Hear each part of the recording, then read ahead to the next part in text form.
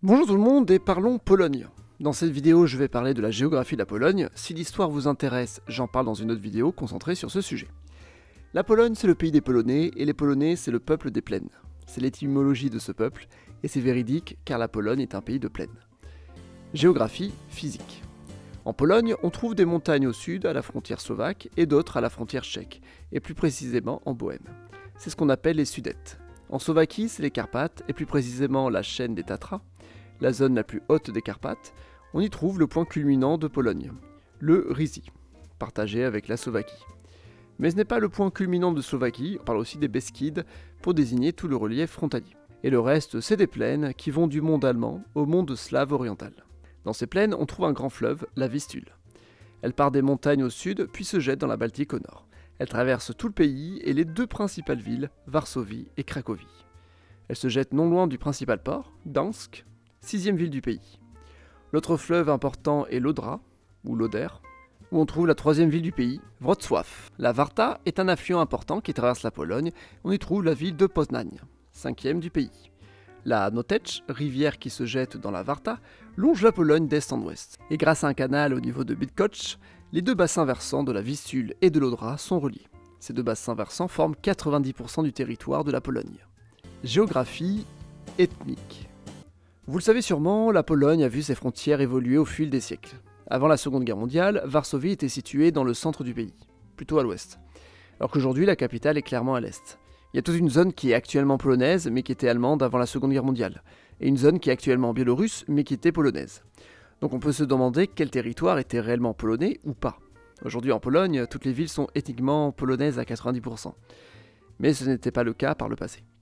Varsovie était en 1897 à 62% peuplée de Polonais et 27% de Juifs, sans que l'on sache si ce sont des Juifs de langue allemande ou polonaise. À Poznań, au 19e siècle, on avait une proportion de 50% de Polonais et 40% d'Allemands environ. Si on prend Brest, actuellement en Biélorussie, mais qui était en Pologne avant la Seconde Guerre mondiale, en 1897, 65% de la population était juive et 21% était russe. Il n'y avait donc pas de grande communauté biélorusse ni polonaise. Lviv, actuellement en Ukraine, était une ville majoritairement polonaise au début du XXe siècle. Après la Seconde Guerre mondiale, il y a eu de grands mouvements de population. Les communautés allemandes ont été envoyées vers l'Allemagne. Aujourd'hui en Pologne, la population est pratiquement entièrement ethniquement polonaise, mais on trouve une communauté silésienne dans le sud. Les Silésiens parlent leur propre langue, qui est une langue cousine du polonais. À Opole, petite ville du sud-ouest spécialisée dans la construction, on trouve une petite communauté d'Allemands ethniques. Dans les campagnes alentours, il y a parfois jusqu'à 20% de la population qui est allemande. Et ils sont là depuis plusieurs siècles. Réseau urbain. On attaque la partie la plus intéressante, le réseau urbain du pays. Vu que la Pologne est une plaine avec une forme plutôt simple, la population est relativement bien répartie. On trouve plusieurs grandes villes, Varsovie, la capitale, compte 2 millions d'habitants dans son agglomération. La deuxième agglomération est celle de Cracovie, avec 800 000 à 900 000 habitants. La troisième est celle de Wrocław, avec 700 000 habitants environ. La quatrième est Łódź, avec à peu près la même population. Poznań, avec 600 000 habitants. Gdansk, avec 500 000. Szczecin, Lublin et Bydgoszcz, avec 400 000 environ. Białystok, avec 300 000 habitants. Comme vous pouvez le voir, il y a de nombreuses grandes villes également réparties sur le territoire, le plus souvent à proximité de cours d'eau. Mais on trouve aussi des conurbations, notamment celle de Katowice. Cette ville compte 300 000 habitants. Elle se trouve dans une zone urbaine polycentrique. La région industrielle de Haute-Silésie, comme on l'appelle, compte environ 3 millions d'habitants, soit plus que Varsovie. Depuis 1999, la Pologne est divisée en 16 voïvodies, au lieu de 49 précédemment. La Mazovie, avec 5,2 millions d'habitants, est la plus peuplée. C'est là qu'on y trouve Varsovie, mais c'est aussi la plus grande en superficie. La deuxième plus peuplée est la Silésie, avec 4,6 millions d'habitants. C'est là qu'on y trouve la région de Katowice. Et pourtant, cette région est une des plus petites du pays. La troisième région la plus peuplée est celle de Grande Pologne, mais aussi parce qu'elle est très grande. En 4e et 5e position viennent la Petite Pologne et la Basse Silésie, deux régions du sud. C'est au sud qu'on trouve la plus grande densité de population, assez étrangement, à proximité des montagnes. Ce sont des zones qui se sont industrialisées au XIXe siècle. Regardons d'un peu plus près les trois centres urbains du pays. Wrocław, Katowice et Cracovie. Wrocław est une ville qui a appartenu à la Prusse pendant de nombreuses années. C'est au XIXe siècle qu'elle a connu une forte croissance grâce à l'industrialisation. C'est en quelque sorte la capitale allemande de la Silésie. Et la Silésie était une région avec de grandes ressources en charbon. Katowice était un village à l'origine. Ce village s'est transformé en ville industrielle au XIXe siècle, toujours sous domination prussienne. C'est pour ça qu'il n'y a pas de centre historique. Cracovie, au contraire, c'est une ville historique. Elle a toujours été importante dans l'histoire de la Pologne, d'où le fait qu'elle dispose d'une traduction en français, c'est Kraków en version originale. C'est donc la région riche en charbon de la Silésie qui a permis au sud de la Pologne de connaître une plus forte densité de sa population. Et qu'en est-il du réseau routier? On arrive à une première complication d'un pays où toutes les villes sont également réparties. Il est plus difficile de les connecter. La Pologne a fait le choix d'un axe en croix, une autoroute nord-sud et une autoroute ouest-est, et c'est la ville de Łódź qui se trouve au croisement des routes. Mais il y a toujours des problèmes d'axe. Dans l'axe ouest-est, Łódź se trouve un peu au sud, ce qui oblige l'autoroute à faire un détour. L'autoroute qui part de Varsovie doit aller vers le sud, puis remonter vers le nord, après Łódź. Mais le fait d'aller vers le sud est pratique car ça permet d'aller directement vers Katowice.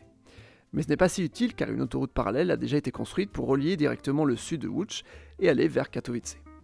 En ce qui concerne le chemin de fer, il va de Varsovie à Berlin en passant par Poznań, mais sans passer par Łódź. Il y a d'autres lignes secondaires qui passent par cette ville. Maintenant, regardons l'axe nord-sud. Il part de Gdańsk, principale ville portuaire, et va jusqu'à Katowice, la région industrielle. Là encore, l'autoroute fait un détour par l'est pour prendre en compte Łódź. En fait, il est presque impossible d'avoir sur un axe plus de 2 villes polonaises importantes, vu qu'elles sont trop bien réparties. À chaque fois, elles évitent les axes des autres villes. Vu que Varsovie est la capitale, on a tenté de créer un réseau en étoile autour de cette ville, avec une autoroute qui va directement à Gdańsk, une autre à Cracovie, une autre à Lublin, une autre vers le nord-est, une autre vers la frontière biélorusse, et pour le chemin de fer, c'est tout un maillage compliqué pour tenter de tout relier à tout le reste. Il n'y a pas de ligne à grande vitesse en Pologne, mais une des lignes, celle allant de Varsovie à Katowice, a été restructurée pour augmenter la vitesse et faire circuler des trains pendulaires. Dans le sud du pays, c'est un axe qui longe la frontière avec les 3 principales villes. Cet axe permet d'aller de Berlin à l'Ukraine. En résumé, la Pologne est un pays plat où les villes sont bien réparties dans l'espace, ce qui ne facilite pas tout au niveau des infrastructures de transport. Si on s'arrête un peu sur les autres transports, en ce qui concerne les aéroports, le principal est à Varsovie, puis viennent Cracovie et Gdańsk. Katowice, bien qu'au centre de la région métropolitaine la plus peuplée, n'a que le 4e aéroport pour le nombre de passagers. En 5e position, c'est Wrocław, puis en 6e, c'est un autre aéroport à Varsovie. Varsovie dispose d'un métro depuis 1995 et une quinzaine de villes disposent d'un tramway. La plupart des tramways existent depuis la fin du 19e siècle, ils étaient plus nombreux avant, vu que certains ont été supprimés après la Seconde Guerre mondiale. À Olsztyn, il existe un tramway depuis 2015, c'est le seul réseau de nouvelle génération en Pologne. Le tramway a été supprimé dans les années 60 dans cette ville. Mais même dans les anciens réseaux, on trouve du nouveau. À Cracovie par exemple, on trouve le tramway rapide de Cracovie, une ligne inaugurée en 2008 qui est principalement en site propre avec priorité au croisement. On trouve même un tronçon souterrain avec une station dans le centre commercial Galeria Krakowska, donnant une impression de métro à Cracovie. Maintenant qu'on a fait un tour général, je propose qu'on regarde de plus près 2 zones urbaines. Varsovie. La municipalité de Varsovie compte 1,8 million d'habitants, mais à peine 2 millions dans l'agglomération. Cette ville européenne a été détruite en grande partie pendant la Seconde Guerre mondiale, ce qui la rend assez particulière aujourd'hui. On peut voir la vieille ville à cet endroit, près du fleuve. Comme je l'ai dit, Varsovie a été presque entièrement rasée, son centre-ville a été détruit à 90%. Donc ce que vous voyez là, c'est une reconstruction. À partir de 1945, le gouvernement polonais a lancé le projet ambitieux de reconstruire à l'identique la vieille ville, en se basant sur des photos, des peintures, des croquis, etc. Évidemment, avant la Seconde Guerre mondiale, Varsovie s'étendait au-delà de la vieille ville, mais il était très coûteux de tenter de tout reconstruire, donc seuls certains bâtiments historiques importants ont été reconstruits, surtout à proximité de la vieille ville. Mais pour le reste, c'est de la construction communiste brute d'après-guerre. C'est pour ça que juste à côté d'une ville médiévale, on se trouve avec des immeubles des années 50-60. Je vais vous donner quelques exemples de bâtiments importants. Le palais Krasinski, construit à l'origine en 1683, a été détruit pendant la Seconde Guerre mondiale pour être terminé d'être reconstruit en 1961. L'église Saint-Casimir du XVIIIe siècle est reconstruite en 1952. Le palais royal de Varsovie, qui datait du XVIIe siècle, mais qui avait été reconstruit au XVIIIe siècle à cause de guerre, a été reconstruit en 1984. Donc presque 40 ans après la fin de la guerre. C'est parce que les travaux de construction du château ont commencé tardivement, en 71. Ça a pris du temps car ça coûte cher de reconstruire une vieille ville. Parallèlement, Varsovie s'est développée dans de nouveaux quartiers, notamment autour du palais de la culture et de la science. Bâtiment stalinien datant de 1955.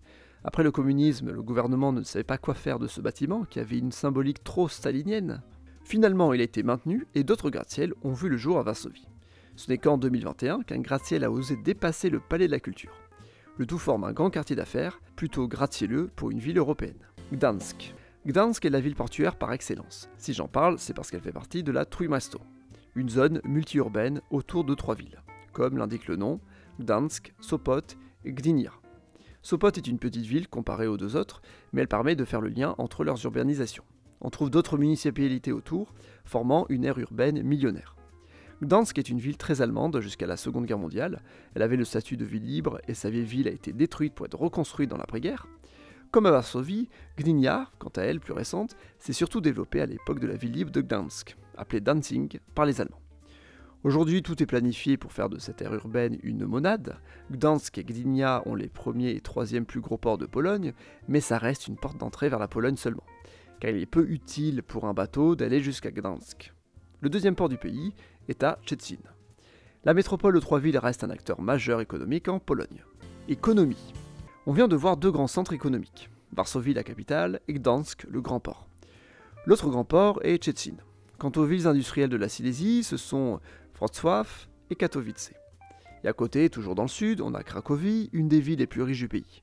Cracovie est un centre culturel et touristique, en plus d'être une place importante pour les entreprises liées aux services. C'est la catégorie de ville qui a réussi à attirer des multinationales d'Europe de l'Ouest après la chute du communisme. Poznań est un autre centre majeur.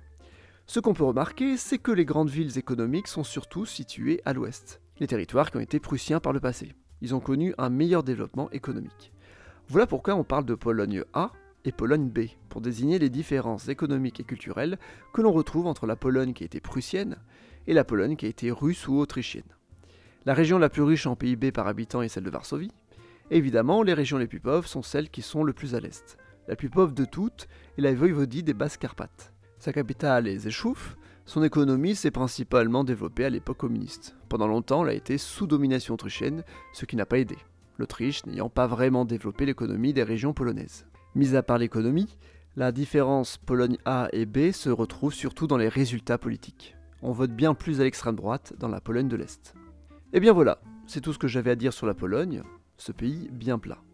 Merci d'avoir regardé la vidéo, si elle vous a plu, mettez un pouce bleu, abonnez-vous ou laissez un commentaire, ça me fera toujours plaisir, et à la prochaine.